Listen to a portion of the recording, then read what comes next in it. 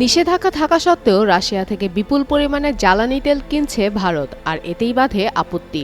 সতর্কও করা হয়েছিল ভারতকে, কিন্তু জ্বালানি কেনা অব্যাহত থাকায় মার্কিন প্রেসিডেন্ট ডোনাল্ড ট্রাম্প আগামী ২৪ ঘন্টার মধ্যে ভারতকে উল্লেখযোগ্য হারে শুল্ক বাড়িয়ে দেওয়ার হুমকি দেন।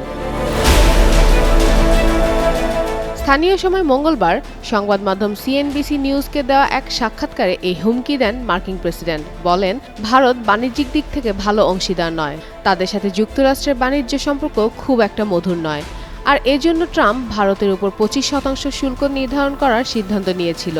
কিন্তু ভারত রাশিয়া থেকে জ্বালানি কেনা অব্যাহত রাখায় ট্রাম্প আগামী ২৪ ঘন্টার মধ্যে সেটি উল্লেখযোগ্য পরিমাণে বৃদ্ধি করার চিন্তা করছেন।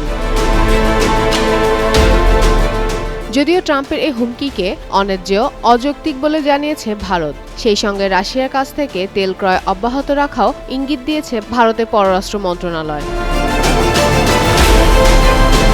এর ঠিক একদিন আগেই সোমবার নিজের সামাজিক যোগাযোগ মাধ্যম ট্রুথ সোশ্যালে এক পোস্টে ট্রাম্প লেখেন, রাশিয়ার তেল কেনার দায়ে তিনি ভারতের পণ্যের ওপর শুল্কের পরিমাণ বৃদ্ধি করবেন। যুক্তরাষ্ট্রকে এই শুল্ক পরিশোধ করবে ভারত। গত ৩১ জুলাই এক নির্বাহী আদেশ জারি করেন ট্রাম্প। তাতে বিভিন্ন দেশের ওপর পাল্টা শুল্কের পরিমাণ উল্লেখ করা হয়। আদেশ অনুযায়ী ভারতীয় পণ্যের ওপর ২৫% পাল্টা শুল্ক আরোপ করেন ট্রাম্প। পাশাপাশি রাশিয়ার কাছ থেকে তেল কেনার কারণে অতিরিক্ত জরিমানা আরোপের কথাও বলা হয়। তবে কী পরিমাণে জরিমানা আরোপ করা হবে সে সম্পর্কে কিছু জানানো হয়নি। আগামী ৭ আগস্ট থেকে পাল্টা শুল্ক কার্যকর হওয়ার কথা রয়েছে। ফাতেমা ফাতেহ জান, যুগান্তর নিউজ।